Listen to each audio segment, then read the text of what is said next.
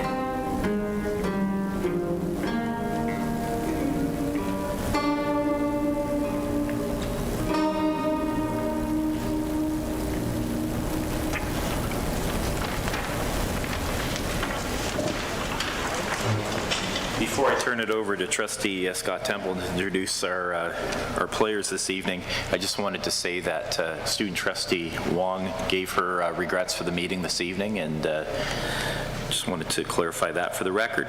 And Trustee Templeton. Good evening. It's my pleasure this evening to welcome from Sinclair Secondary School guitar ensemble director Adam Grenon, and he's going to be performing. They're going to be performing three pieces: YMCA, Skyfall, Locked Out from Heaven. Welcome, and let's move to the front.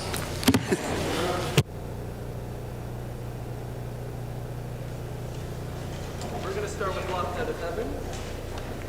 We'll have some fun tonight. Feel free to dance coming up, but we'll warm you up first.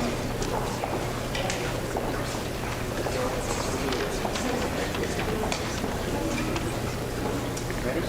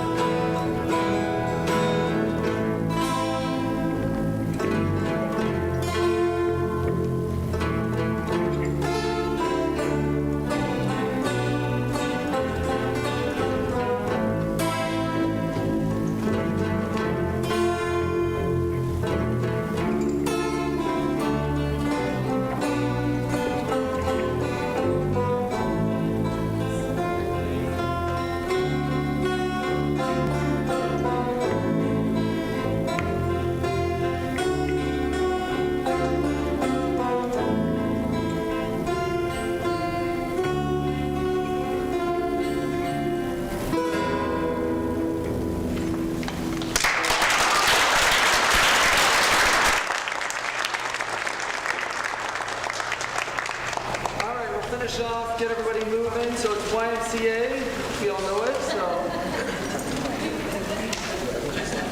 Joy, feel free to dance along. All right. Ready to go? All right, here we go. 1, 2, 1, 2, 3, and.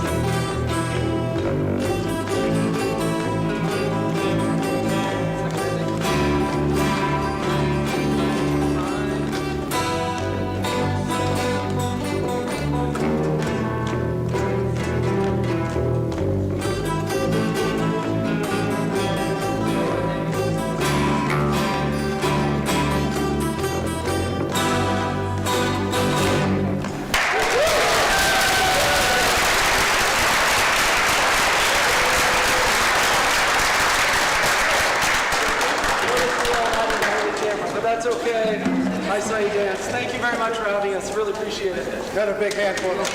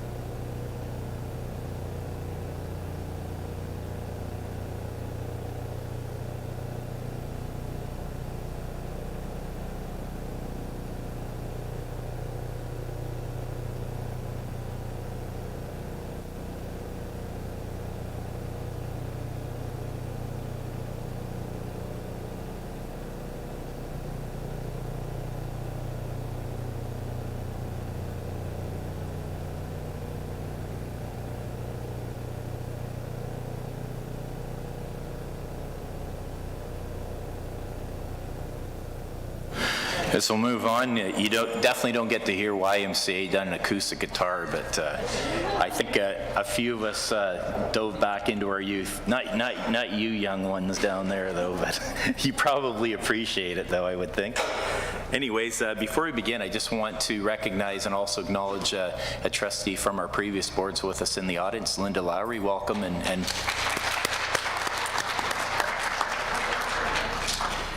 we move on to the adoption of the agenda. I believe, did you have an item that you wanted to add, Trustee Forbes, to the agenda this evening?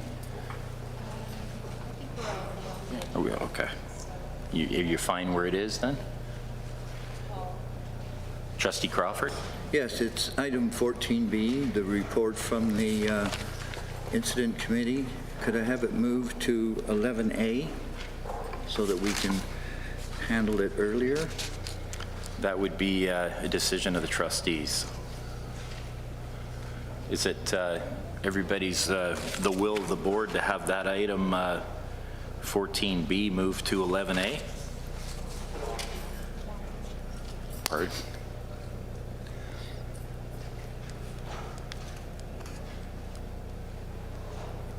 Go ahead, Trustee Barrett. I was just saying we're here for the night anyway. I'm not so sure what, is there a particular reason? Oh, no, I can't ask the question through the chair. I'm just not understanding what the rationale. I don't want to debate it forever. It's not a cross I want to die on. So It's a committee report. It's not new business, it's ongoing business, and it should be closer in the agenda so that we can give it the time that it needs. So what I'm going to do is I'm just going to ask, is there, just by a show of hands, who would like to see this added to the beginning of the agenda? 2, all opposed? Okay, we'll keep it where it is then. Could I have somebody move the approved minutes? 13F, you're taking on? No. Dress code. Yes, correct. And thank you, thank you, Nora. Yeah, it's, so this item also, 13F, the notice of motion regarding the dress code policy update. Acting Director Marsh, thank you for bringing that up again. That will be taken off the agenda. Could I have someone approve the minutes of the regular board meeting? Actually, would I prefer somebody could move both A and B at the same time? Trustee Thatcher, second to Trustee Barnes, all in favor? Great, thank you. Community presentations, I do believe we have one reserved. Perfect. Natalie Dixon, pronounce the name properly. Come on up to front, Natalie. Thank you.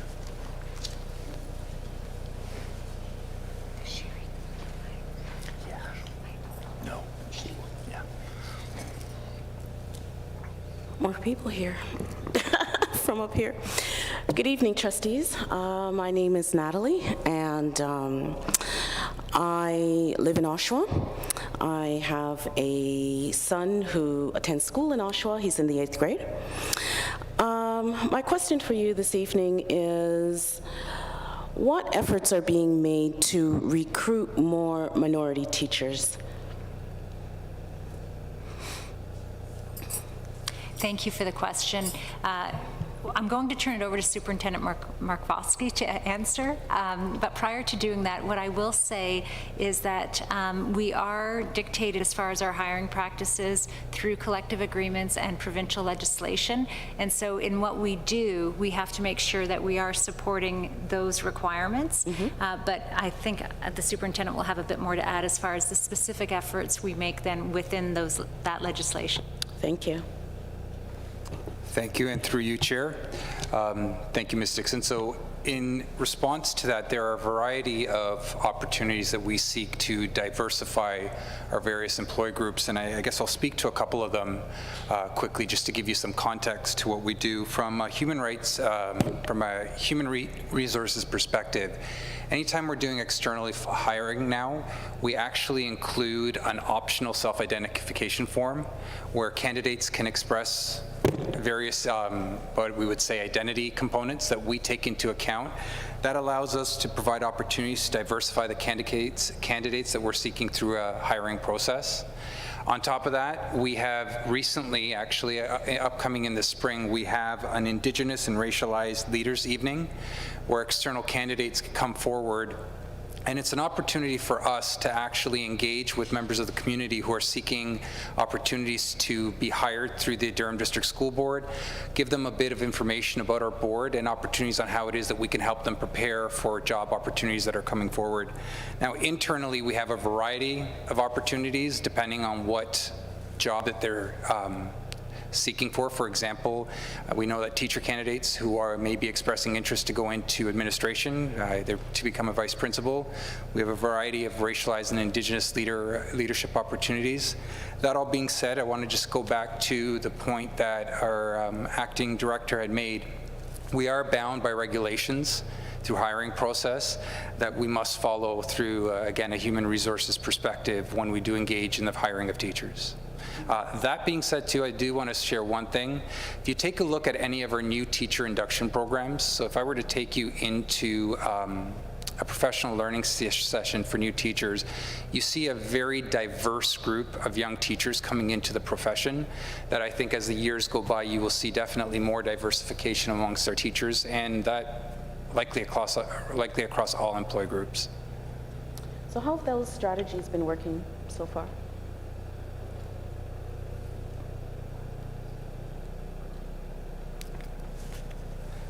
So through you, Chair.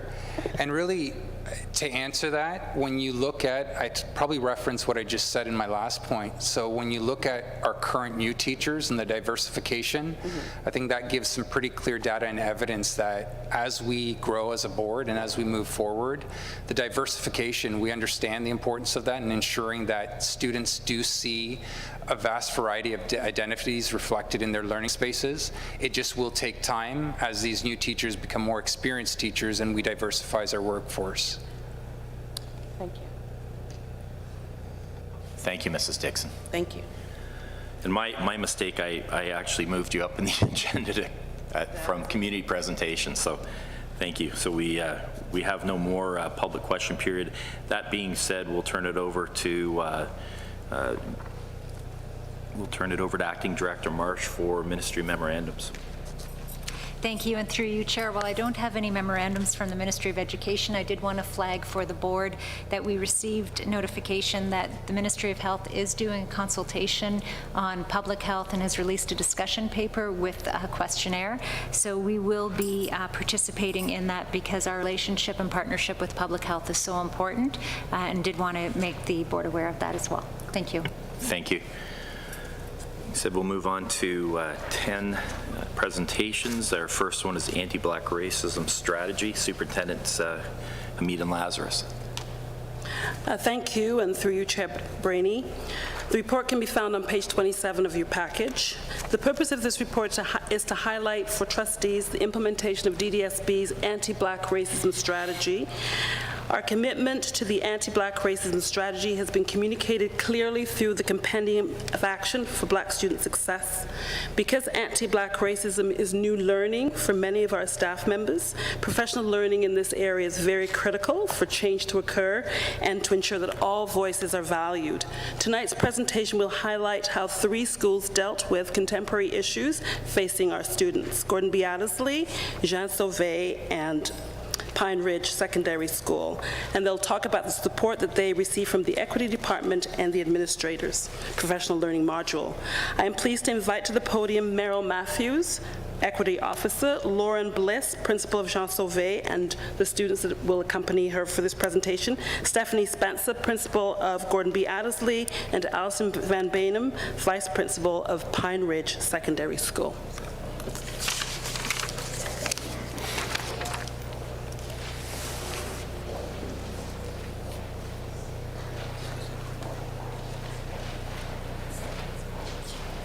And I invite myself also to the podium.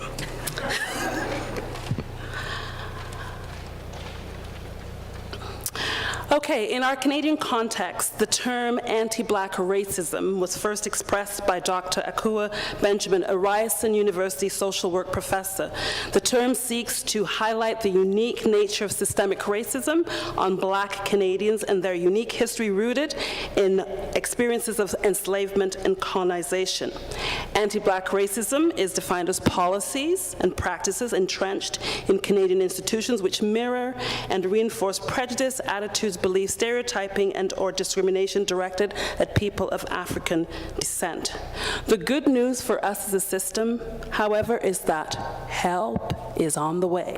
And that help is in our anti-racism strategy. Anti-racism requires action. It cannot be passive by definition. It is an active process of identifying and eliminating racism by changing systems, organizational structures, policies, practices, and attitudes so that power is redistributed and shared equally. Tonight you will hear 3 schools who are actively engaged in eliminating practices that oppress. Saying and doing nothing was not an option. Well, good evening.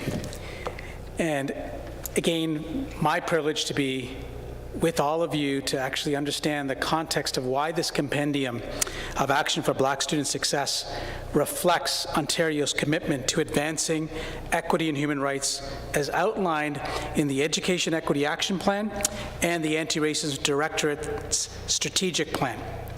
Both of these documents are foundational in our work at the DDSB, where we know there is important work that needs to be done to address systemic racism.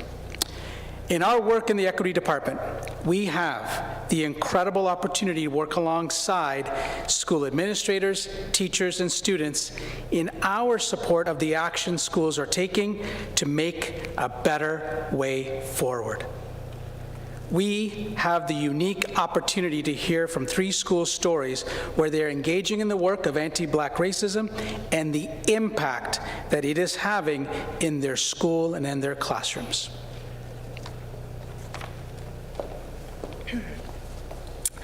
I speak about an incident from this past fall that confronted anti-Black racism at our school. A new grade 8 student joined our GBA family at the end of September.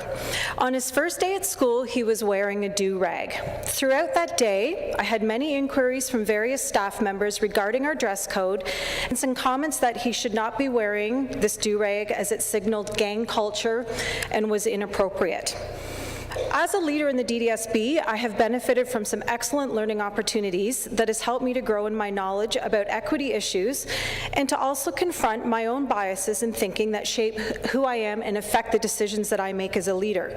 The anti-oppression training sessions, participating in bias-free interviewing sessions, and being a part of our school's Indigenous CRRP team have afforded me the chance to listen to others, be presented with information, and reflect on how to use that daily. The DDSB's new CRRP toolkit and website that was launched this year has augmented the resources greatly and has helped me continue to and supported that of our staff. In this specific case, I knew I needed more information to help make an informed decision about this. Our dress code made mention of headwear not being appropriate, but this doesn't necessarily reflect the reality for so many students today at school. First I reached out to other principals in our family of schools to ask about their policy around do-rags, and I received 5 completely different responses from the principals who answered me. I also reached out to some knowledgeable others, Barry Bedford and Camille Ali, who sent me some information and articles to read. I definitely needed a better understanding of the historical and cultural significance of do-rags, as my own knowledge of them was grounded in pop culture references and my very superficial understanding. I'm also lucky to work with many teachers at my school who have a lot of varied experiences and expertise with regard to equity. One of our CERTs, Sarah Dunstall, is a colleague with whom I regularly discuss topics and issues issues as they relate to equity and inclusion, as she has both personal and professional experiences. Sarah is the mother of 2 boys who identify as African Canadian. She often talks about their experiences as they navigate the world, and I thought she may have some ideas on this topic. She and her husband have been having conversations about do-rags and their significance as one of their sons wants to wear one as well as part of his identity and style. She shared some powerful articles with me that helped shape my thinking. We've been doing a lot of work at our school in equity, and this was timely and relevant. I wanted the staff to understand that decision-making is reflective and that time and thought has to be put into these decisions, and particularly around the do-rag. The conversation was interesting, and we received from varied responses from staff, which is to be expected. Confronting biases and privilege is challenging, and I believe should cause some necessary discomfort if we are to move forward with impactful change that will support all the students that we serve.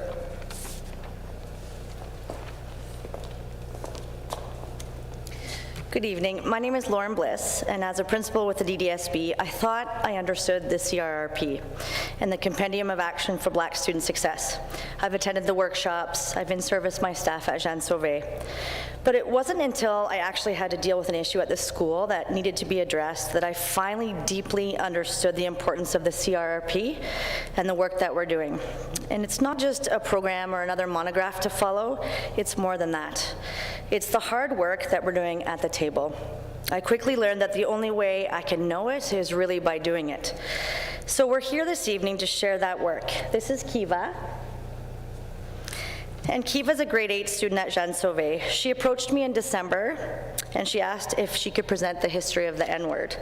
My first response was, can we have that conversation in our school?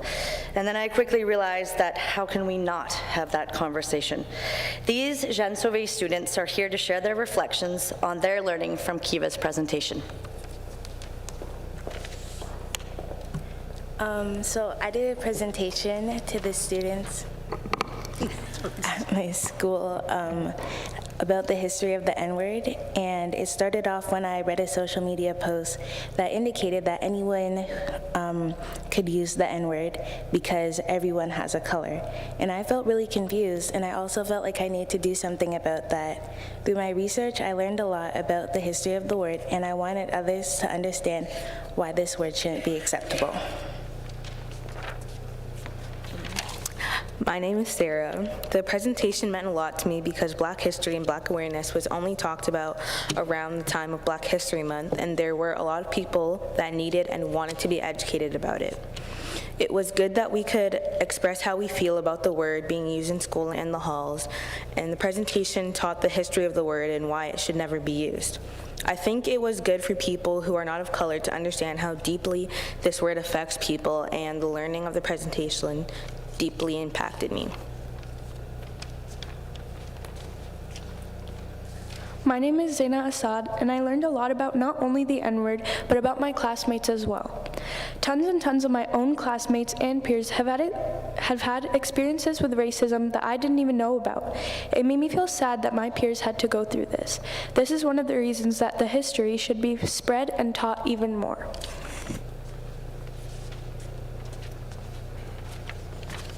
My name is Kiera, and as a Black student, I feel like the presentation helped not only me, but everyone because they know how people of the Black culture feel and will hopefully try and stop and understand why people have difficulty with the word.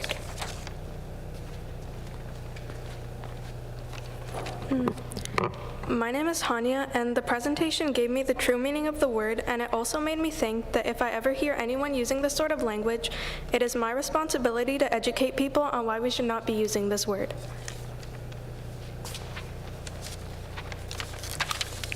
My name is Azaria. This is an issue in our school.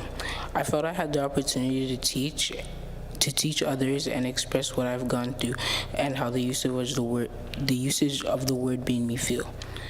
It was an important conversation to have, and I feel it made a change in the language that my classmates use. Now we have a louder voice.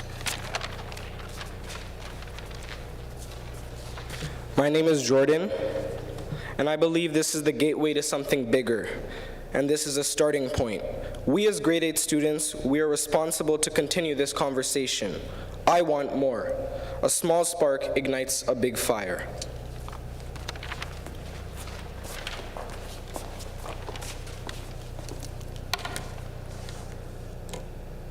Good evening. My name is Allison Van Bainham. I'm a vice principal at Pine Ridge Secondary School. And I would just like to share with you a bit about leading for anti-racism and what it looks like, for anti-Black racism and what it looks like at our school. The compendium document, which was mentioned, has been an important tool for leaders at our school. Among other things in there, one of the things we have heard from students in the student voice piece is that Black students want to be seen beyond stereotypical roles in the school. They want to feel that they belong. They want to feel that there's a space for them in our schools. And so in keeping that in mind, at Pine Ridge, we look at a number of things to kind of direct us in how we prepare things for Black students. So we begin with looking at data.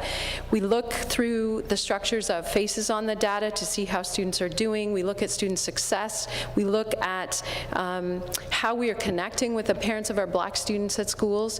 And we're also looking at their pathways. Which pathways are they choosing and why? And how can we get them to as many pathways as possible with the best ways forward? We talk as a school team and with school leaders from other schools about changing the narrative of Black students in our schools. Looking deeper. What are the barriers they're facing? What can we do to help them? We also at our school ensure that there are many role models working in different capacities, so there are many examples of Black success in our schools. At our school, we're lucky enough to have a Black social worker. We have somebody who comes in to work with students at risk, and that is also a Black male who comes in. So if our staff can't provide some of that role modeling because of our current staffing situation, then we are reaching out to community members to participate as well. As a school team, we are intentionally nurturing, supporting, and building capacity for Black student leadership, achievement, and mentorship. We're encouraging them to engage in many different initiatives. We've had Dwayne Morgan lead a group of students at our school in some writing, poetry writing, and artistry. We have a group of students of our school participating in Black Student Ambassador groups. So once a week, a group of students come to the Ed Center actually to work with students from all over the Durham District School Board, and currently they're working on preparing a conference for Black students. As a school, we're looking at supporting the Black Studies course. We make sure that that course is timetabled and run, and we make sure that students know about it and are able to take it if they want to. And this is a place for them to look at things like the N-word, which these kids are already doing in grade 8, which is awesome, but also to examine issues that are particular to them. So that we have seen, through that we have seen an increased engagement and an increased dialogue in our school around issues for Black students.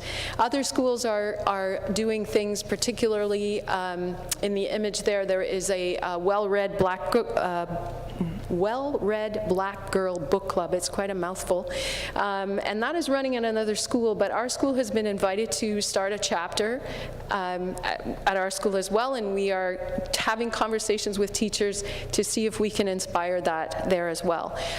Some of the other things we do when we have guest speakers, we try to make sure that Black students can see themselves represented in the folks that are coming to talk to our students about success and achievement. This year we have a panel of Black community leaders from various different areas of life to come to speak to students about their journey to success and to share that with students. So those are just a few of the things that we are intentionally doing as leaders for anti-Black racism at our school.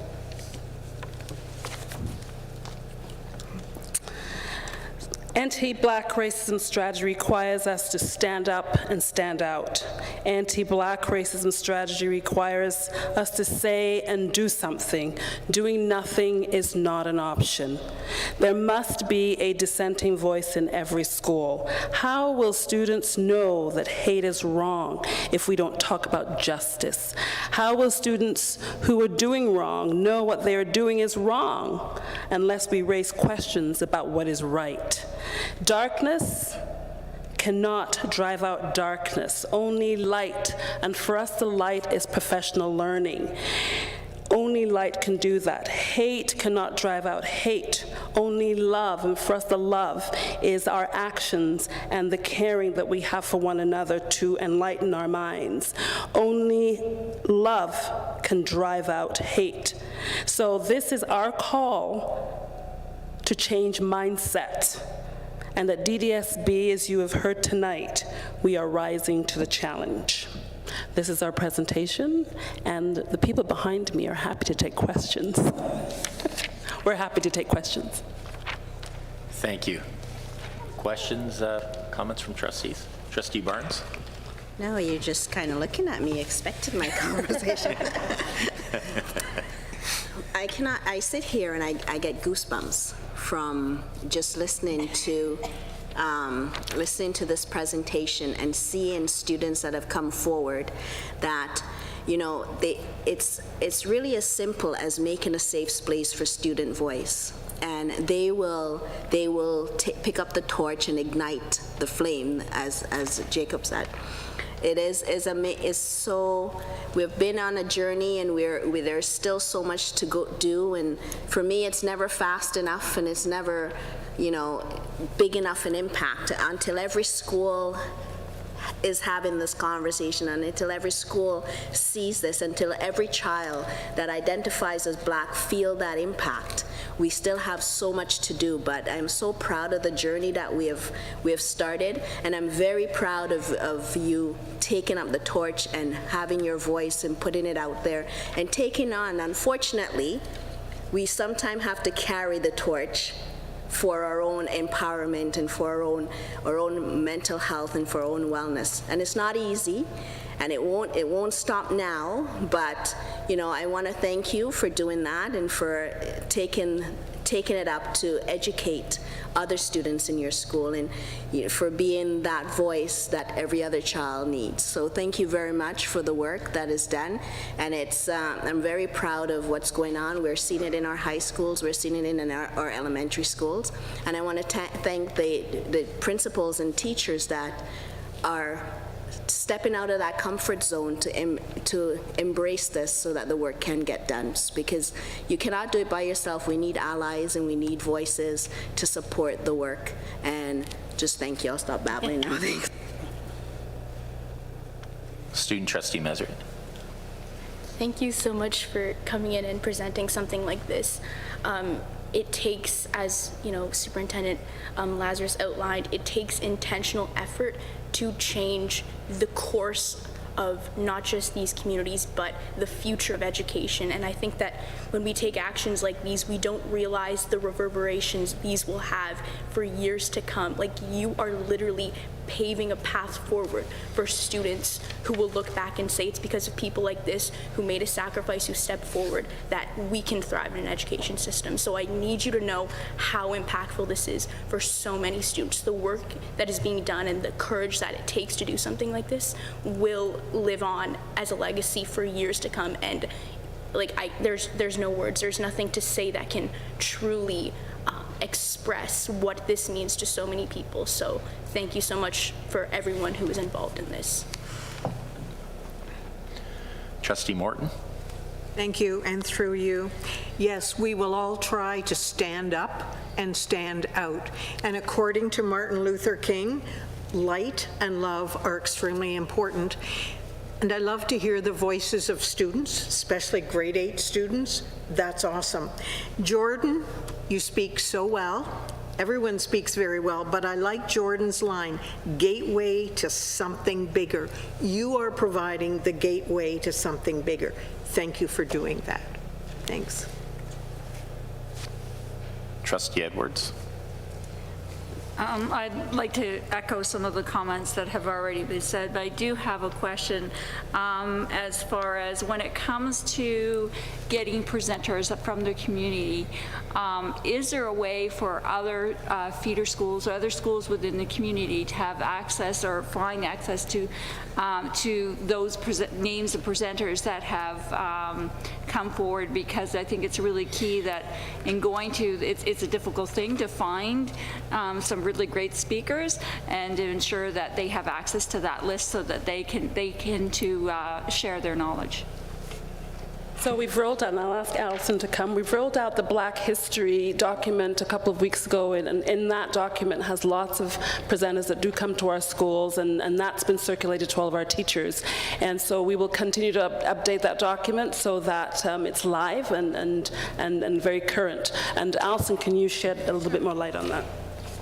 I would agree with that. That's a great source, but I would honestly say that our best speakers have come from talking to students and talking to them about what do their parents do, and networking that way. Really, most of the speakers that have come to our school, with the exception of ones who come from the list, are actually people that are in the neighborhood.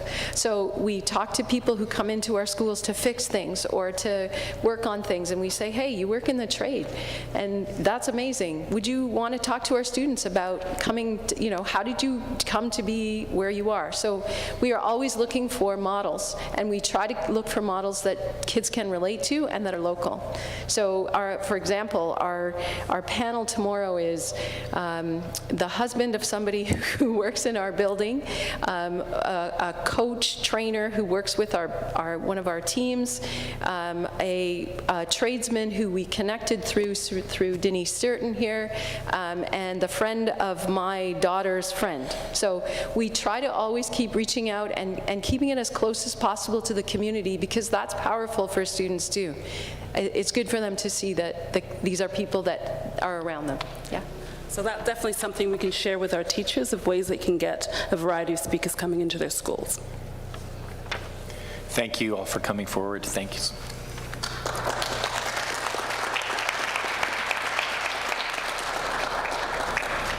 Our next presentation is Contextualizing the Skilled Trades for DDSB Students Through Experimental Learning. Superintendent Nevels. Good evening, and through you, Mr. Chair. Our report can be found on pages 32 to 36 of your package. We are pleased to welcome our Student Success Lead, Kim Stewart, this evening, who will outline for you our commitment to curricular and extracurricular experiences for elementary and secondary students, their teachers and families, which support the ministry's focus on skilled trades and apprenticeships. Good evening. My name is Kim Stewart, and I am the I'm the Student Success Lead for the Durham District School Board. I'm a centrally seconded secondary principal with an incredible team who works alongside me every day to create and coordinate inspiring programs and experiences for students as they dream and execute their pathway plans through secondary school and beyond.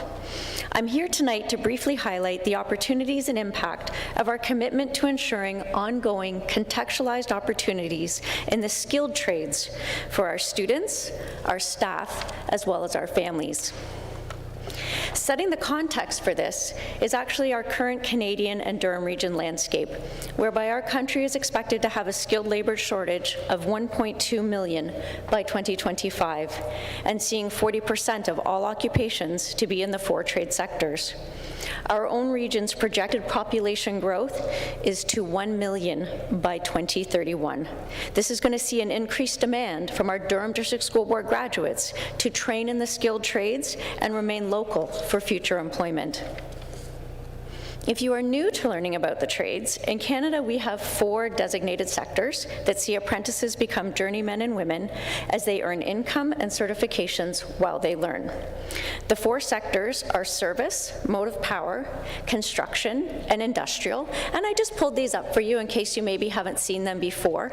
If they have a red maple leaf beside them, that indicates that they're a trade that if you pass your certificate of qualification exams, you earn a red seal, which means it's interprovincial. You can take that trade and you can practice across the country. If you see kind of the hammer and wrench there, that's a compulsory trade. We have a number of trades in Canada where a person cannot work in that field and be gainfully employed unless they have gone through the process of apprenticeship to become a journey person and have passed their Red Seal or Certificate of Qualification. One of them is hairstylist, which you know we are a training delivery agent for. There's construction and industrial.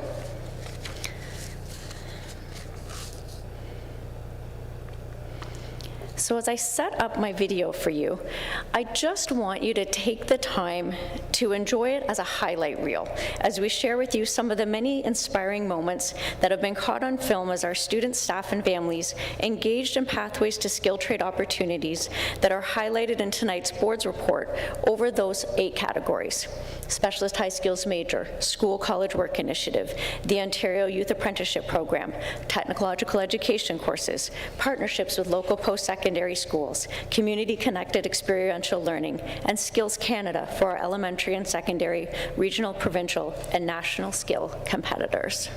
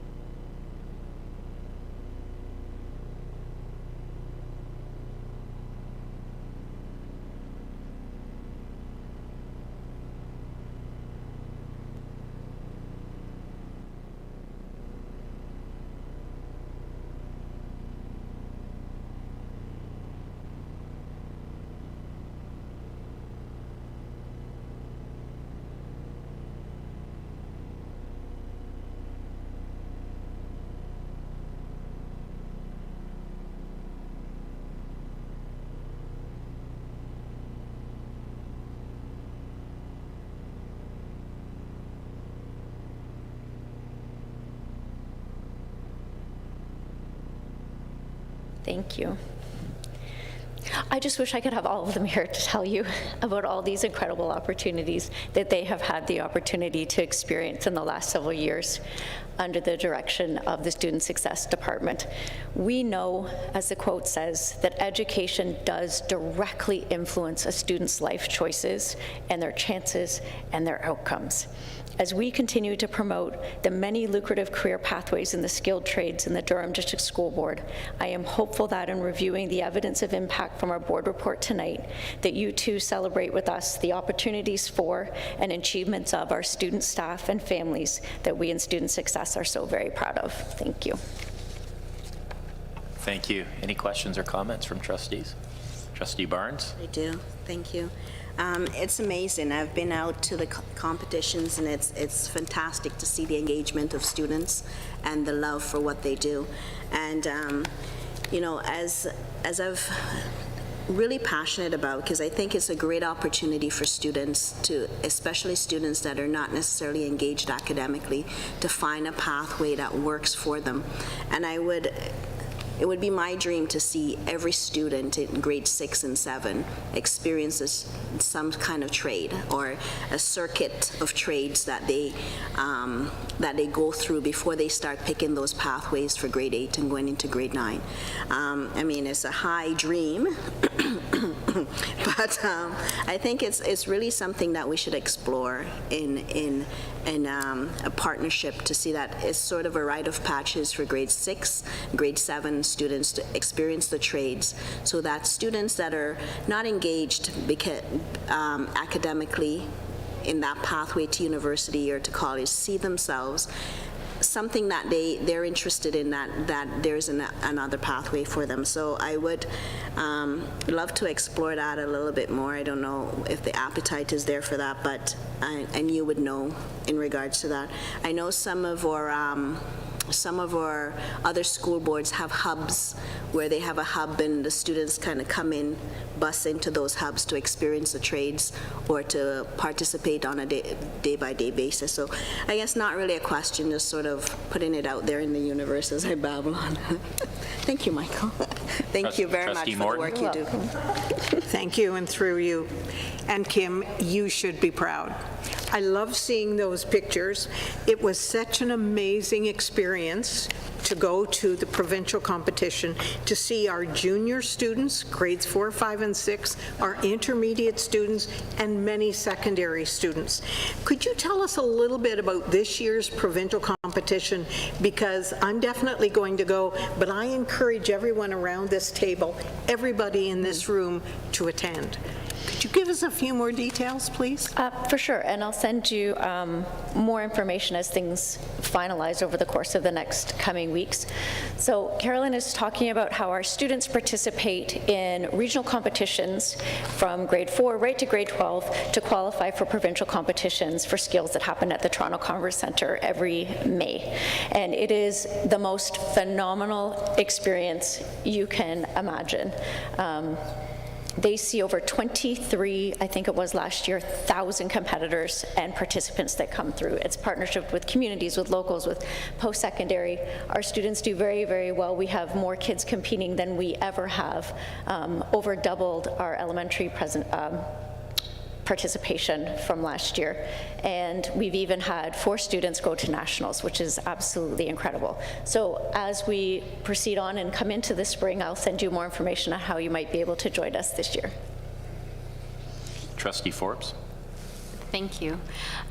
So I too am really struck by the work that you've done, and I like to see that in the evidence of impact where you've shown how participation has increased. I just have a question, because I do know, I actually know 2 people, one in grade 11, he's working towards a specialist skills, high skills major, and the other one has just entered the apprenticeship program. Yes. So it's wonderful to see this.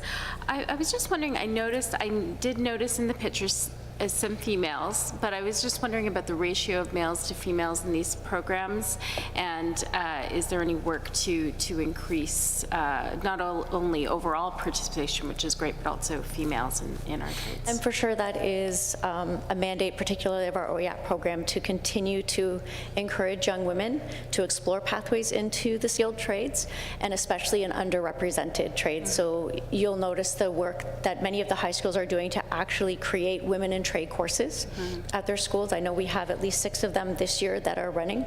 We have a number of post-secondary institutions that are running events, whether they're STEM events or skilled trade events, that are specifically directed to our young women, either grade 7 and 8s or our high school students, as well as different community events. One of the builds for Habitat for Humanity was directed completely just to providing an opportunity for young women to experience that contextualized experiential opportunity to see if this pathway might be something that they're interested in. Still underrepresented, we're still working on it. Thank you. Trustee Edwards? Yes, I'm impressed with some of the impressive growth in some of your programs. I mean, kudos to you and the staff to promote and get this out there, especially when I look at the elementary, because as Trustee Barnes says, it's really important to get our elementary students understanding the trades and that is out there, but as well as it's important not only to get the student, but the parents. And I was just wondering if any of these initiatives, particularly that you felt that were very impactful to ensure that parents understand that having a trade is a good thing, and that being involved in a trade and employment of trade is a good thing, because we still have that stigmatism out there. I still hear many parents who say, oh no, you have to go to secondary school, you have to get that degree. But I'm just wondering, any particular initiative here that you feel that has definitely had that impact where parents feel the value of employment as far as trade is concerned? I would say by far the biggest impact we get with our parents and our family populations to help reduce stigma for trades is providing opportunities for them to come alongside their students and participate in experiential opportunities. So last year in semester 1, we had a trades night and we hosted it at Anderson, and we were worried we were going to break fire code. We asked them to RSVP. We had almost 300 people show up, and they're like, when's the next one? So then in semester 2, we rallied and found another spot, and we had another 250 parents show up wanting to work with their grade 7 and 8 students on little projects, talking to teachers, looking at secondary courses that were available in technological education. And then this fall, moving more to the secondary side, we had a partnership with OPG at Darlington that was open to the public. Over 500 people arrived. We have a program that is running in April that you'll see advertised soon, really focused just on building dreams of young women. And Durham District School Board, we have 400 tickets that are just for us. So the appetite is there, and it's up to me and my team to continue to find creative ways to get into the community and bring the community into us to help break that stigma.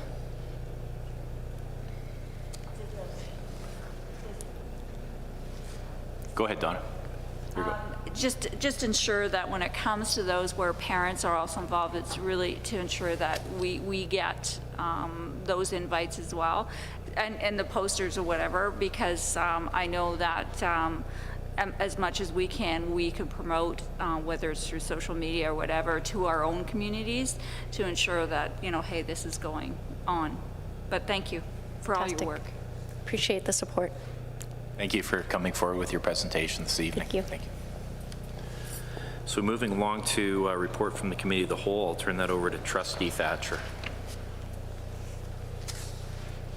The board approved the actions of the Committee of the Whole in camera, and we discussed personnel issues and property matters. Chair Brainey, this is my report. I'd like to move that, Trustee Thatcher. Yes. Okay, seconder, Trustee Barnes. All in favor? Great, thank you. We then move on to good news from the system. So Acting Director Noah Marsh. Through you, Chair, I'm very pleased to first make two introductions to you as far as new additions to the team. We have the interim Associate Director, Carla Kisko, joining us. Thrilled to have her here until June. She is a retired AD from the Toronto District School Board most recently and has been a fantastic addition to the work that we're doing here. Also want to introduce Devika Mather, who is in the same row. And last August, the Equity Secretariat from the Ministry of Education promoted the opportunity of funding a human rights advisor position, and we thought it was a perfect addition to the Admin Council within the district, and so very warm welcome. Devika started last week, and she has already made such excellent contributions at the Admin Council table, so thrilled to have both of them here and to introduce them to you and to those in the public gallery. For good news from the system this month, oh, sorry, yeah.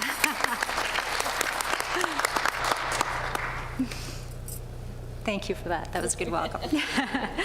So from this month, for good news from the system, wanted to flag for you before the video begins that we're featuring some student narrators this month, Alexander Gallimore and Bianca Fiore, two grade 12 students from our neighboring school, and they're going to highlight just a slice, a very small slice of all of the wonderful things happening in the system right now. So I'll turn it over to the video. Thanks. Good evening, trustees. On behalf of the students and staff at the DDSB, we're happy to bring you good news from across the system. A cold winter day warmed up quickly as Special Olympic students from various Ajax elementary schools entered Bolton C. Falby Public School to welcoming cheers. Over 30 staff and 18 student volunteers helped to facilitate Special Olympic activities for student athletes. Some of the activities included block bowling, soccer, and an obstacle course. Everyone had a great time.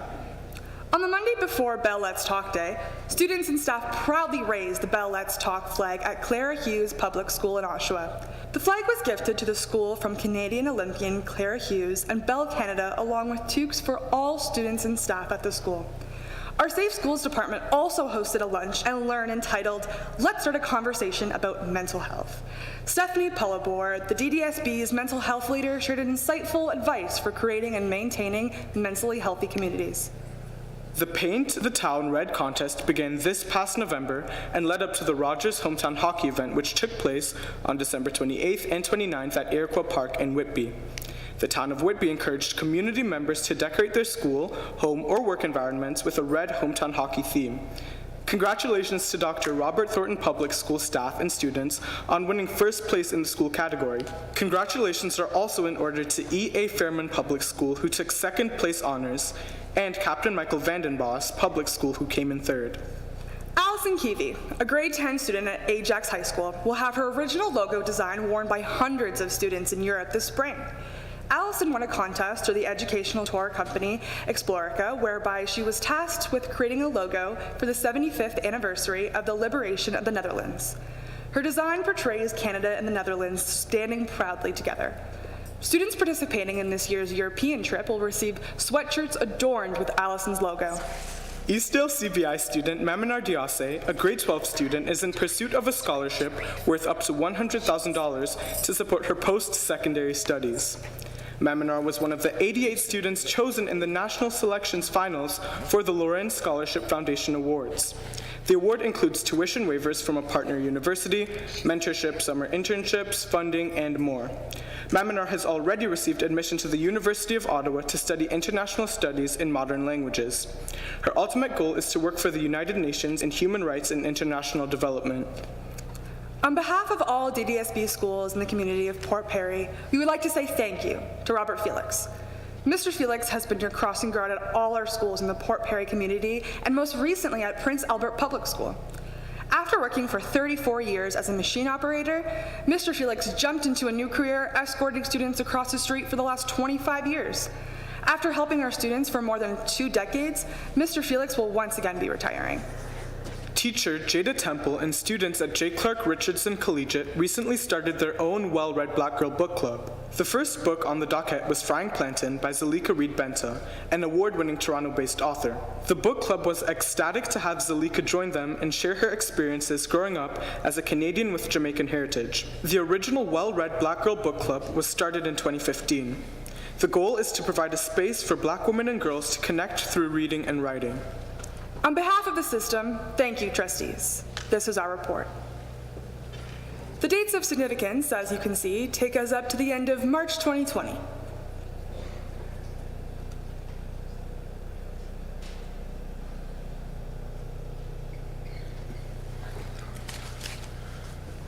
Thank you, Acting Director Marsh, for that report.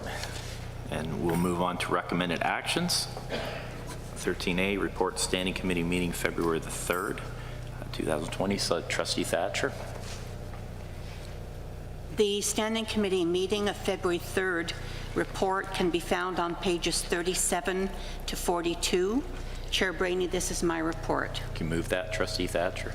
Thank you. Trustee Barnes, second. All in favor? Carries. Also a report of the SEAC meeting December 19th, 2019. Trustee Edwards. Thank you. The SEAC report can be found on pages 43 to 56 from the meeting of December 19th, and that is my report. I move the report. Thank you. Thank you. Second. Trustee Barrett, all in favor? Perfect. School year calendar 2020-2021, Acting Director Marsh. Thank you, and through you, Chair Brainey. The report can be found on page 57 of your package. The purpose of the report this evening is to seek trustee approval for the 2020-2021 school calendars. That includes both elementary and secondary, regular and modified. I will turn it over to Paul Brown, our operations officer, to provide a brief overview of the report. Through you, Chair. For the 2021 school year, Labor Day falls on Monday, September 7th. To facilitate the 194 days required by the Ministry of Education prior to July 1st, the DDSB school year calendar will require that a minimum of 2 school days fall prior to the Labor Day weekend. Past practice for regular non-modified schools has been to set one PD day prior to the Labor Day weekend. However, the 2021 school year calendar will result in a change of practice given where Labor Day falls. Since this change of practice may impact DDSB families as well as staff, it is important that we undertake a consultation process with all stakeholders.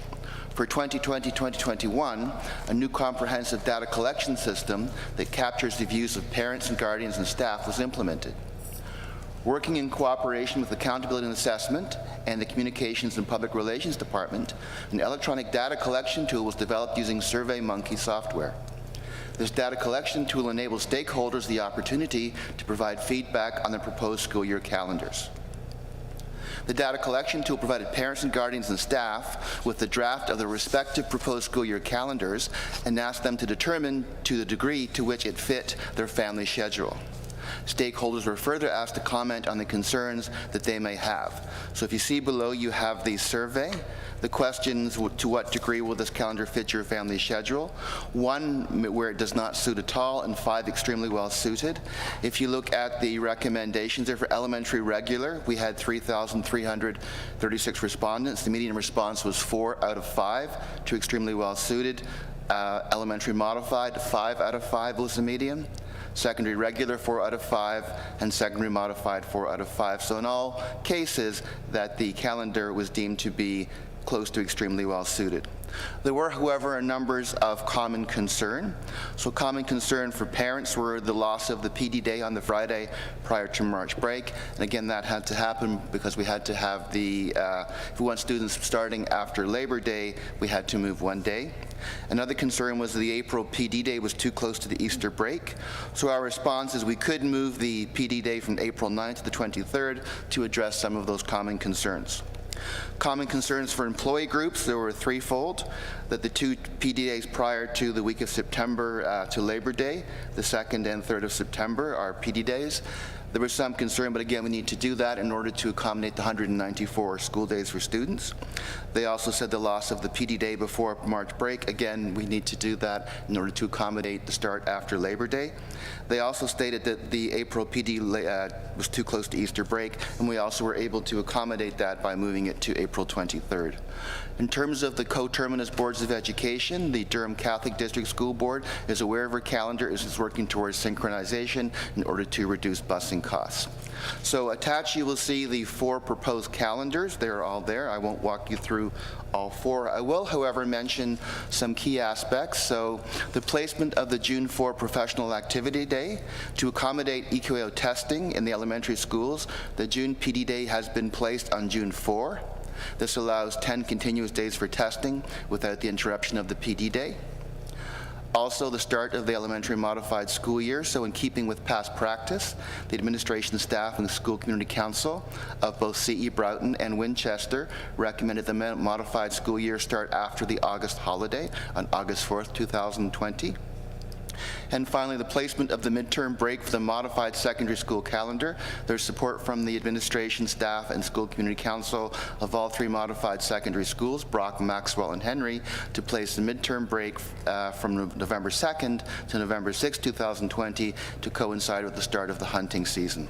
So all 4 proposed calendars meet the requirements of 187 instructional days, plus the board designated PD days and the 3 provincial priority days. So it is our recommendation that the 4 calendars be approved. Thank you. Thank you, Superintendent Markowski and Education Officer Brown. Any questions, comments? Seeing none, could I have someone move the calendar? Trustee Morton? Trustee Templeton? All in favor? Thank you.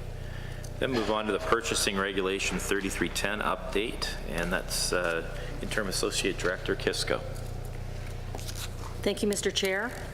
And to the board, the Purchasing Regulation Update Report can be found on pages 66 to 85 of the board package. The purpose of the report is to seek approval on modifications to the board's purchasing regulation and procedures. The changes, for the most part, are clarifications about spending limits for petty cash, purchasing cards, as well as purchase order authorizations. Also, to clarify, most items purchased in the district are through purchase orders and from board-approved vendors. The purchase authority limits have also been revised to streamline the process. The report is here for your approval. Thank you. Questions or comments? Seeing none, we'll move on to the Notice of Motion, Service Animals in Schools Policy. Superintendent McCauley. Oh, sorry. Donna, go ahead.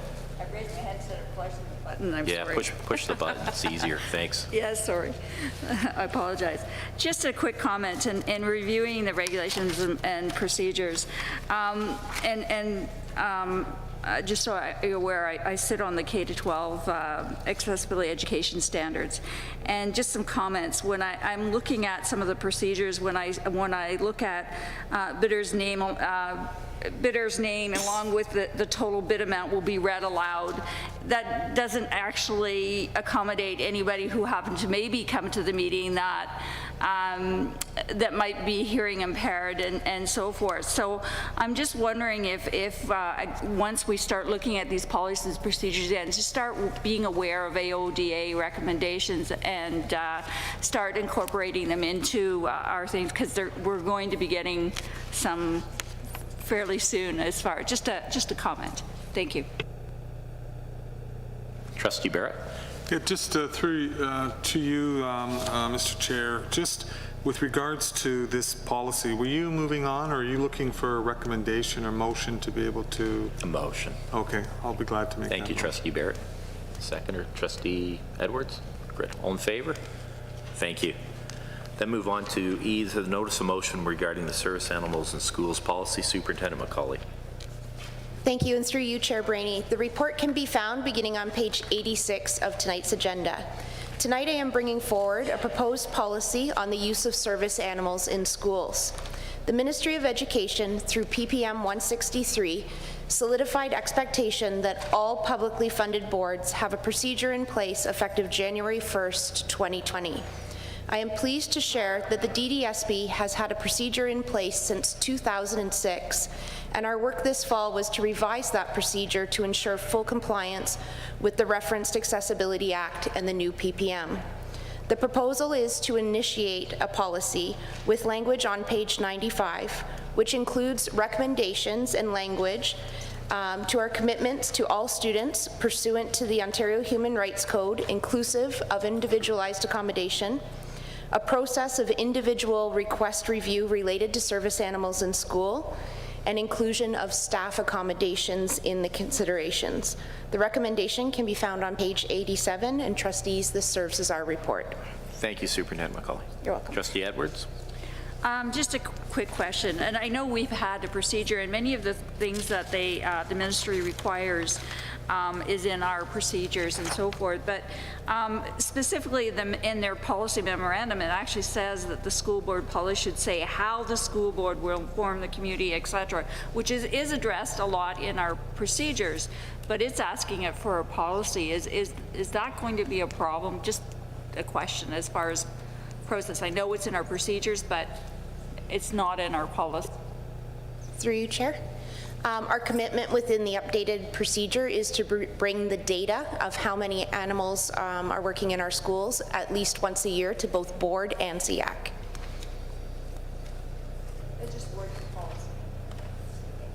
Trustee Crawford. If this is a change in policy, will it involve public consultation? Through you, Chair, we currently do not have a policy. The proposal is to initiate one. And if we're initiating a new policy, doesn't it require public consultation? Through you, Chair. Sorry. Go ahead, Andy. We consulted with SEAC in regards to the language as well as other boards, but we'd be happy to progress at the direction of the board. Thank you. Any other further questions, comments? Can I have someone move that?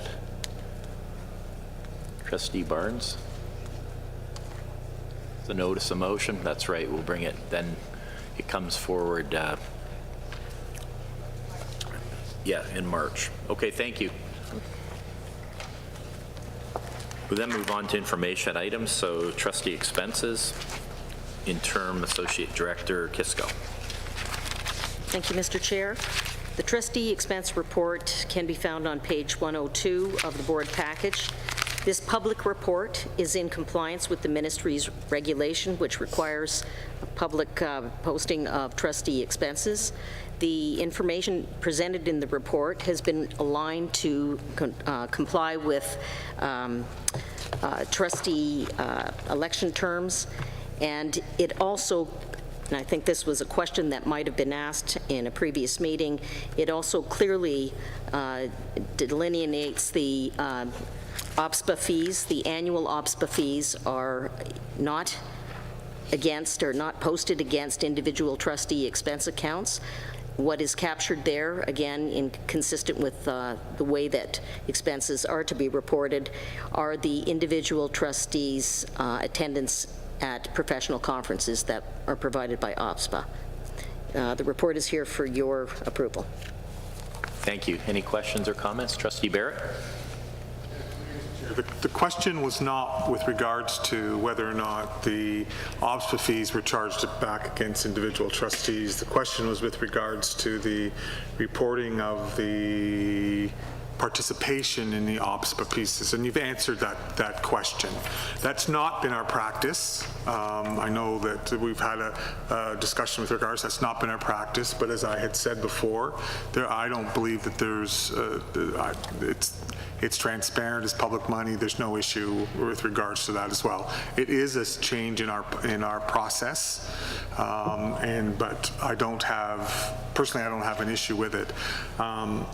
I was just going to make the comment that maybe we should start to look at the process by which our expense reports become public. There are many boards that follow that practice, that publish our individual reports once they're received, and maybe the board should start to be able to consider that in the essence of transparency. And I say that quite selfishly because if those individuals who are attending and availing themselves of OPSPA professional development piece, myself as the first vice president, I'm obviously intimately involved in OPSPA and attending probably as many or more elements, and there's nothing wrong with being transparent and being able to understand where those dollars are being spent. So I'll be glad to move acceptance. It's an information item, so I don't need to make a motion, but we might want to be able to consider as trustees the next step on being able to be transparent with the expense reports as well. That's my comment.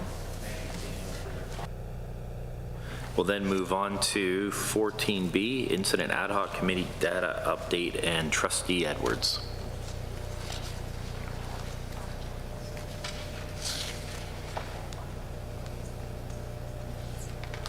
Maybe she wants Tricia to do that. She was doing it. She wanted someone else to do it.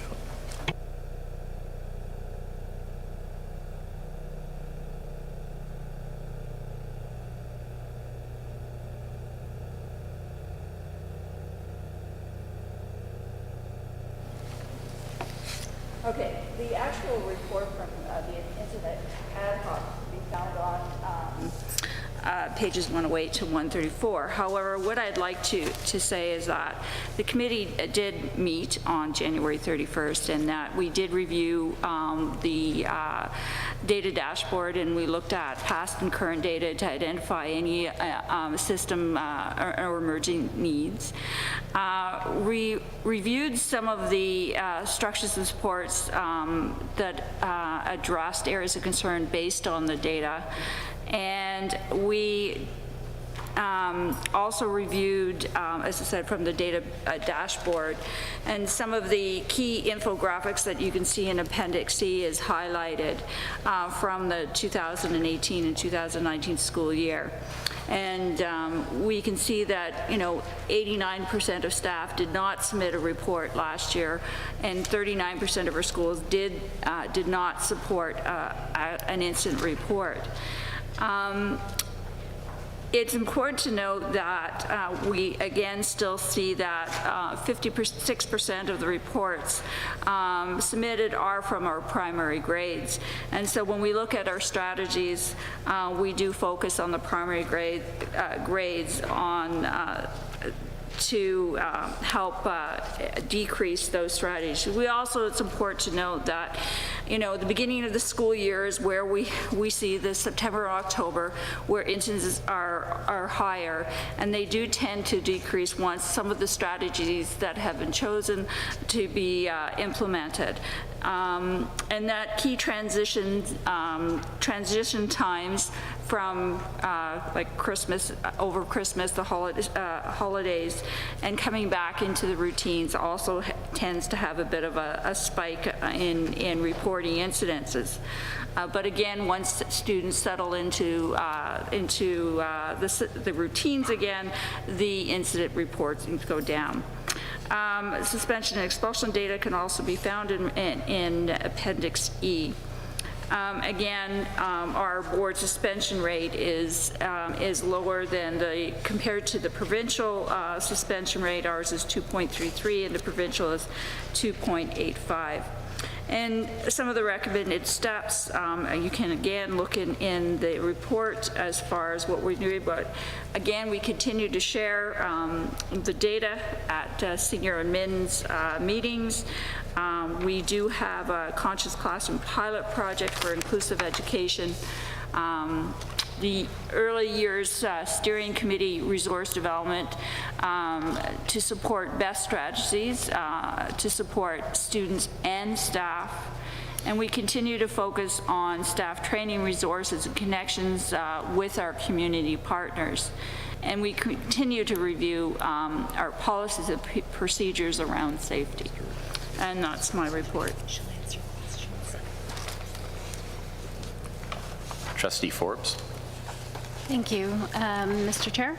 I was in attendance at the last incident ad hoc meeting, and I believe there were some concerns that were brought forward by trustees around our ability to look at the data as it relates to the recommendations and the steps being taken procedurally by the DDSB.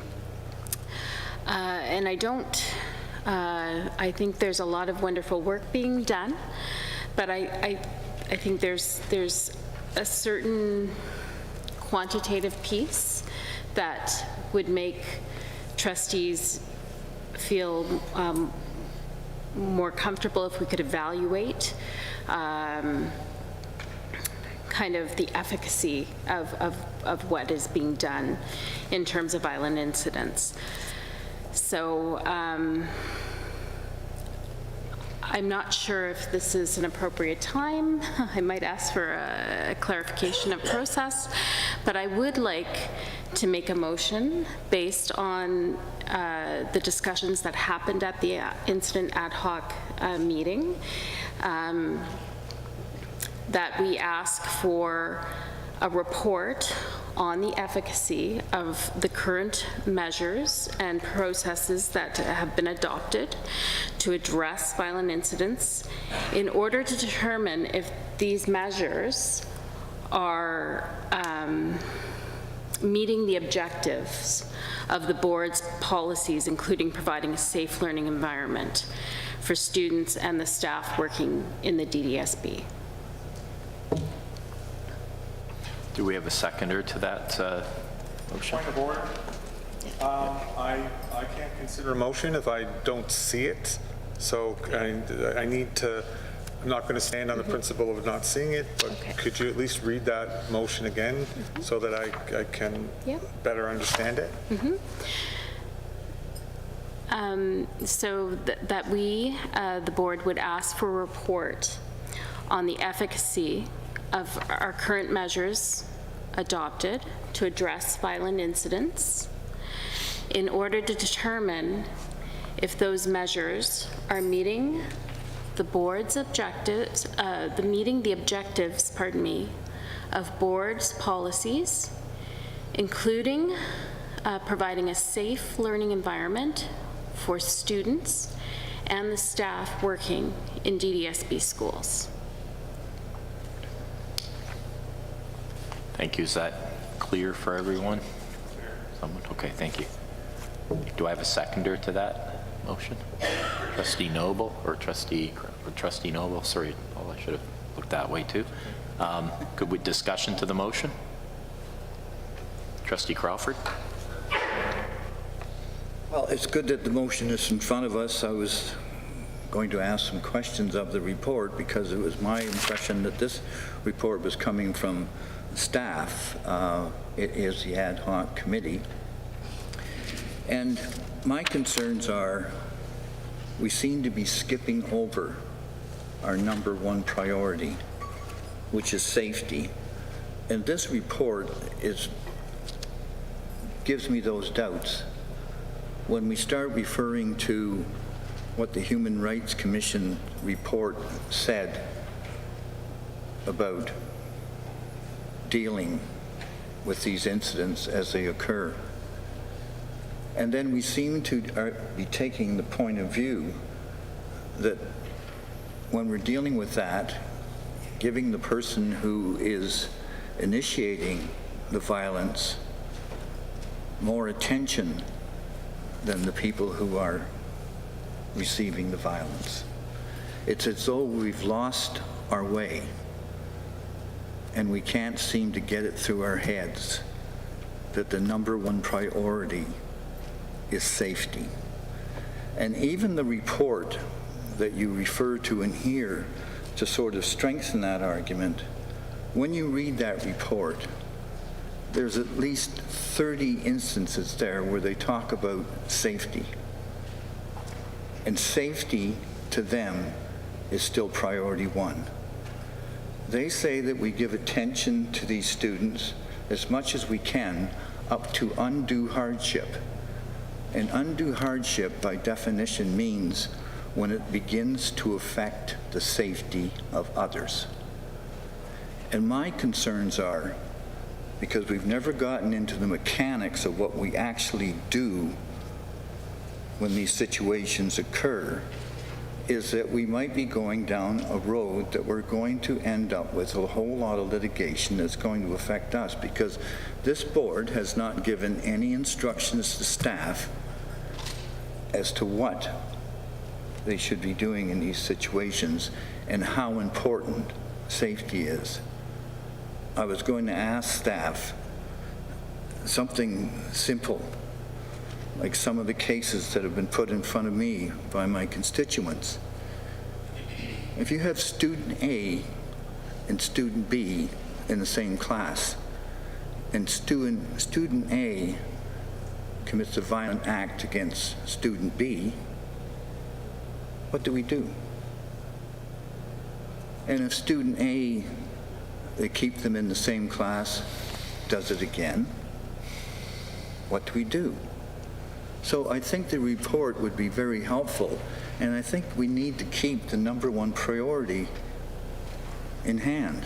We've been working on this for so long, I can't believe that we haven't come up with better solutions.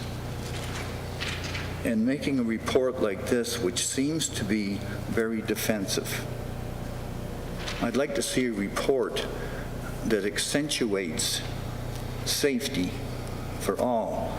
Pull all of the items out of the Education Act and all of the other laws about how important safety is, and give us a report that shows that, and then tell us that you're adhering to those items. Thank you. Trustee Forbes. Thank you. And I just wanted to clarify my intent for the motion is that I agree that as trustees, we have a responsibility, not necessarily to dig down into that operational layer, because we did hear from the staff, namely Superintendent McCauley, but also Acting Director Marsh, I think that we are not the experts in how the remedies are applied, but we need to be the kind of gatekeepers to make sure that we evaluate that the remedies being applied have the desired outcomes, so the efficacy that are there. I just wanted to make that clear. Okay, thank you. Trustee Crawford. We had quite a discussion at committee. Committees are so much better because there's so much free discussion. We can argue back and forth, but it comes down to the same thing. I think we ended up saying, tell us what you are actually doing when these situations occur. Those are remedies. Put those remedies in front of us so that we can say, yes, we accept that, or no, we don't. And we have to make sure that they're in keeping with the policies. We have to live by policies. Trustee Barrett. We have outlined the processes, the remedies, the discussion, all those elements ad nauseum at our ad hoc committee. The staff has put together the processes by which and the steps which we go through and be able to have those processes outlined. We see the data that's presented by staff at those meetings. I think that we have to be very careful with this motion, and I have been consistent in my opposition to this type of data. We cannot just say that safety is the #1 priority. There are lots of other elements that we have to consider when we look at these elements. And I get very, very concerned when we start to talk about what are we going to do in these situations when we're talking about individual items about an individual student. These are not just perpetrators. These are just not individuals. These are kids that have significant needs and wants and socioeconomic gaps, and we're talking about them as if they're some sort of just pieces that, well, if they did it once, and if they did it twice, and if they did it 3 times, what are we going to do to them?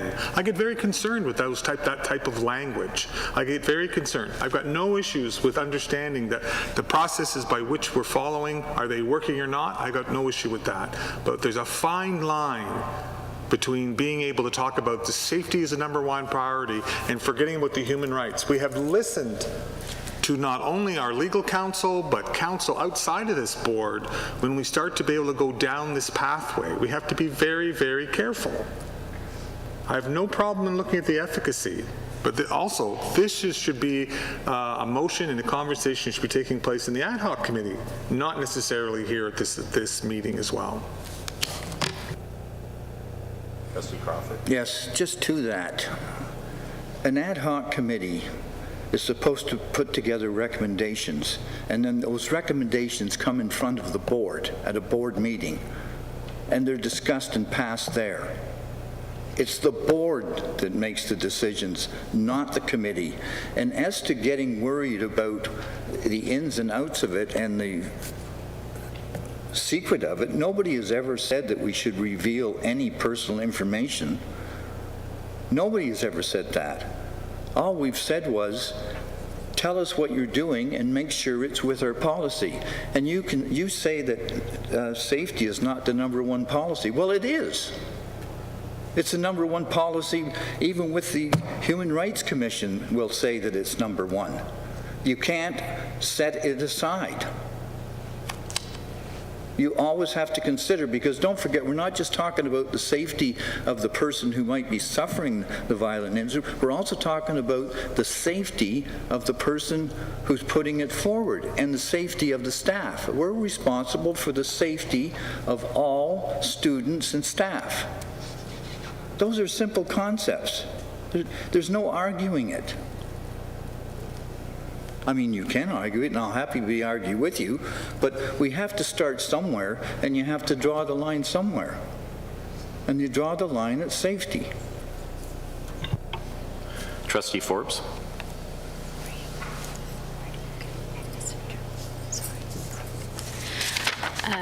Thank you. And I don't know if we want to go to Donna first, but you know, I think the point remains that we need to look at, and I understand this can be subjective, right? But I also think if we're not reviewing what we're doing, and I know that it is part of the iterative process that you do professionally, but I think that if we have a responsibility system-wide to make sure these processes are effective, without getting into specifics, but to really get your opinion of these are the iterative processes when we have violent incidences. This is what we've learned. This is where we've moved to. We know that the application of remedies is going to be individual to the situation, to the individuals involved. But I think the effort is, you know, what are we doing? How are we doing it? How does it apply to our policies? And is it effective? I think that's my sole intent with this, and that's all. Thank you. Acting Director Marsh. Thank you, through you, Chair. I wanted to I appreciate where trustees are coming from on this topic, and it's certainly one that is of concern when we see increases in aggressive behavior. And there is no doubt that we have seen an increase in aggressive behavior, not only within this district, but province-wide. It is a challenge that we are continuing to experience in school boards throughout the province, and it is a provincial conversation, I believe, in many respects.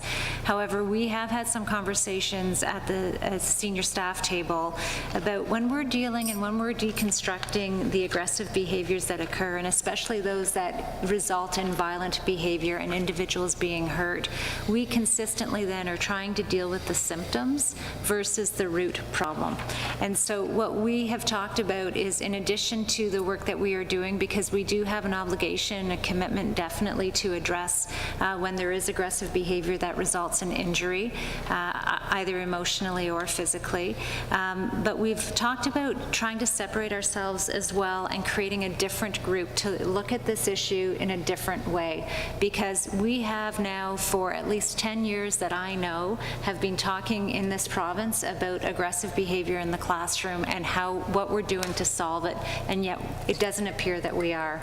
And so we've talked about bringing together a group of experts, both external, well-known in their field, to talk about what is happening at a very young age for students, for children, and start trying to look at, in partnership with families, what are the things we can do so that we don't trigger and get to that level of behavior. And that's not going to be a quick process. It's going to be an ongoing process, and it's going to require a lot of coordination with our partners in the classroom, so in particular with CUPE, OSSTF, and ETFO, as well as the Ontario Principals Council. And so what we're looking to do, and I'm happy to work as far as what the board wants to motion as far as our measurements of what is happening. I worry a little bit about the word efficacy because it can be subjective, and so I'm concerned we're going to bring back a report that people feel hasn't really captured the intention. So I do, that word, everyone has a different view of how do we measure efficacy, what does it look like, and how personalized is that sense of efficacy. That's a challenging thing, I think, for us to get a handle on in a report. But I would also like to plant the seed that I think moving forward, what we want to do is organize ourselves in a way of looking at this, and it is a challenge, there's no doubt about it, but looking at it from a different way. That work isn't happening to our knowledge provincially, and we would like to be the leaders provincially in bringing together experts in the field so that we start looking more proactively instead of it escalating to where the behavior is aggressive. What we do know is that when children are aggressive, it is their only form of communication at that point that they understand and know how to communicate.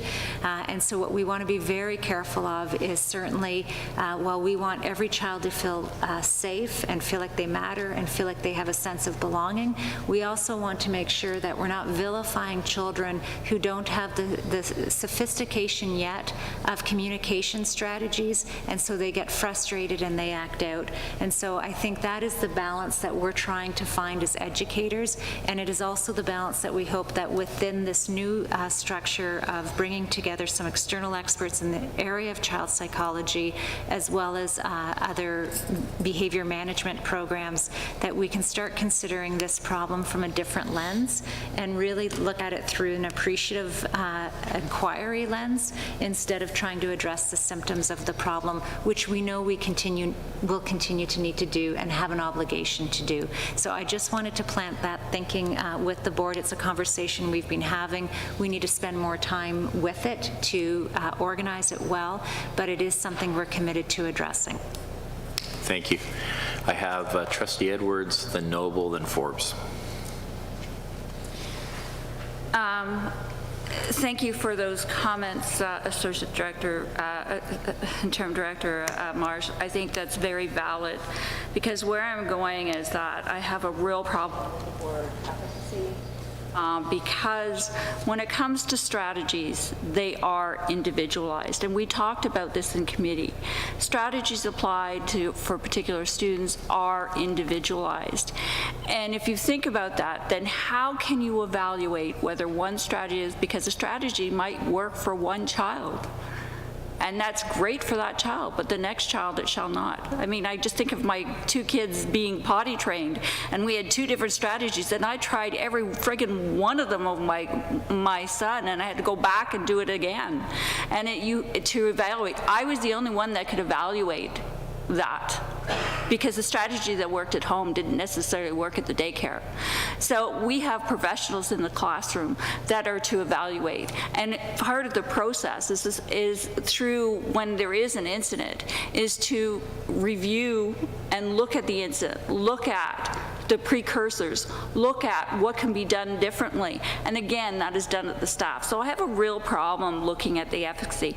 If we can do more at the front end and ensuring that staff are trained to look at and actually, look at ensuring that they've looked at the behavior support plan and the IEP and everything that help them, then if we can ensure that that's happening and that people are trained in the different de-escalation procedures and so forth, and we only can see, we're provided with numbers, how many people have gone, how many staff have gone through the different training, but it's right, the application, the only way we can see that is if it's happening in the classroom, and it's the teachers, the professionals that can evaluate that.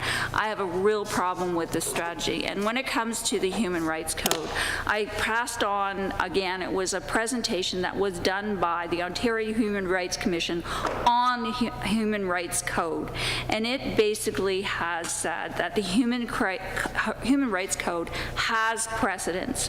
And when it comes to undue hardship, there are 3 factors that are evaluated.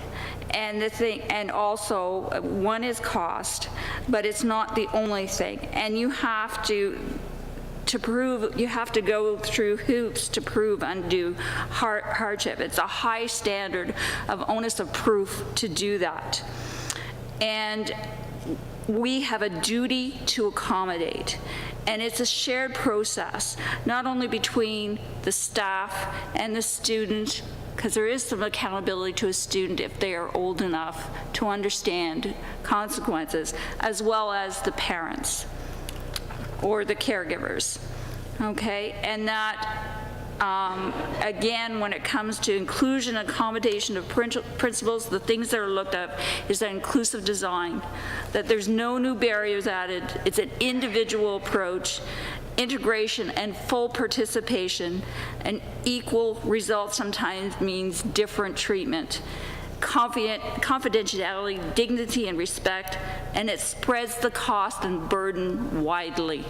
So those are the things, and it's really important that the work, and if people look at, there are education guidelines in the AODA under the Human Rights Code, and people need to look at that, because that has a huge impact on what we can do. I'm not saying safety is not important. It is, but we also have to look at each and every child individually. Thank you. Before I move on, I have Trustee Noble, then Forbes, then Crawford. May I suggest that I think everybody's input has been very valuable around the table about proceeding where we want to go. I think Acting Director Marsh brought up some very valuable points too. Seeing it through their lens is perhaps maybe this is best to be sorted out around that ad hoc table, then brought forward to board with. Okay. It's been a bit of okay. All right. I'll go then to you, Trustee Noble, then you, Trustee Forbes, right after. Thank you.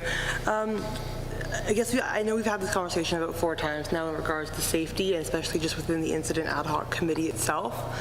I was at that last Incident Ad Hoc Committee meeting as well, and I could have recalled that staff did give us very specific examples of what they have done in situations where safety has been impacted to other students. I recall that. It was detailed. I we have that information, we are aware of it.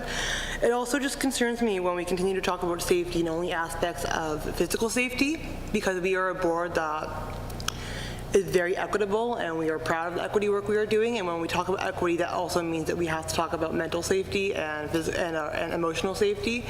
And when we get into conversations of physical safety only, it begins to turn into that conversation of isolating those who may have physical incidents. And when we isolate people, we are putting them in harm's way mentally. And if we're going to say that safety is priority, we have to focus on all aspects of safety and not just the physical aspect. And that's where my concern continues to be brought up, is whenever we mention safety, it seems that we're focused in on is someone physically getting injured, when there's more to safety than just physical harm. Thank you. Trustee Forbes. Thank you. So I just want to come back to the original motion, because I think we've had a lot of discussion, but I don't disagree that that we need to be mindful, but I think that's the whole point of looking at what we're doing and seeing what the effective practices are and what aren't. So if it comes down to, these are the incidents where we address these, you know, through a lens of, you know, through the lens of the ADO, you know, the ADOA, and through IEPs, and you know, I absolutely agree. But this is also trying to get at some of the heart of this, the people around the violent incidents, in that there is psychological impact to witnesses, right, of violent incidents. So absolutely.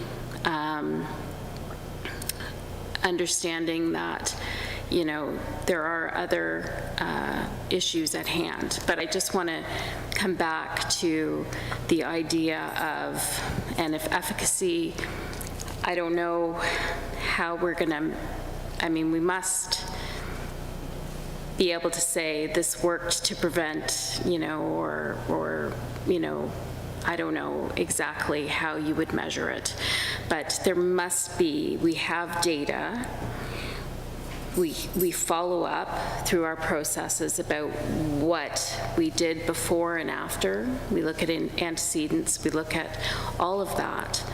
And I think it really comes down to, you know, what are we doing? And is it effective?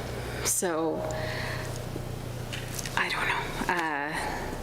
The motion wasn't about safety, number one, it didn't say that, but it is looking at the measures that we've adopted to address the violent incidents in order to determine if those measures are meeting the objectives of board policies, including providing a safe learning environment for students and the staff working in the DDSB schools. So, I don't know, I guess that's it. I'm going to go to Trustee Crawford, as I'm going to give you the last word here, Trustee Crawford, then we're going to go to a vote on this. We have a mover and a seconder. Go ahead. Okay, I don't want to seem like a hard ass that only has one objective. I know that most of the things that we're doing are right and progressive, and that we're in a very difficult situation. I'm only asking that we describe what we're doing. We talk about it in public, and we either endorse it or change it. But you have to consider the safety aspects of it. There's no way that the Human Rights Commission has ever said to us, set aside safety in favor of the right to education. Both student A and student B have the right to an education, and both student A and student B and staff have the right to a safe environment. That's as simple to me as what it is. So just describe what you're doing and give us, the board, a chance to endorse it. Thank you, Trustee Crawford. Before we take a vote, could you just read that motion out one more time, Trustee Forbes? Sure. That the board asks for a report on the efficacy of current measures adopted to address violent incidents in order to determine if those measures are meeting the objective of board policies, including providing a safe learning environment for the students and the staff working in DDSB schools. Thank you. Seconded by Trustee Noble. All in favor? Any opposed?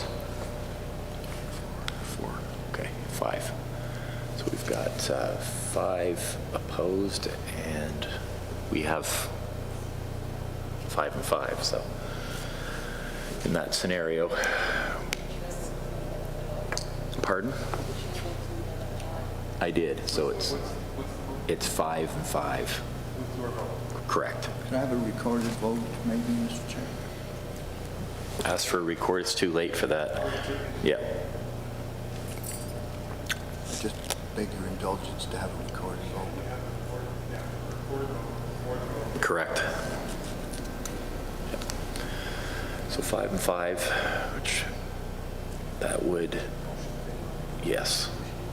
Okay. All right. So that, we then move forward to correspondence. So we do have some correspondence from the Minister of Health and Long-Term Care, which is on pages 135 and 136. Do we have any other business this evening? Seeing none, do I have a mover to adjourn? Trustee Barrett, Trustee Norton, all in favor? Thank you. And we go back to in camera.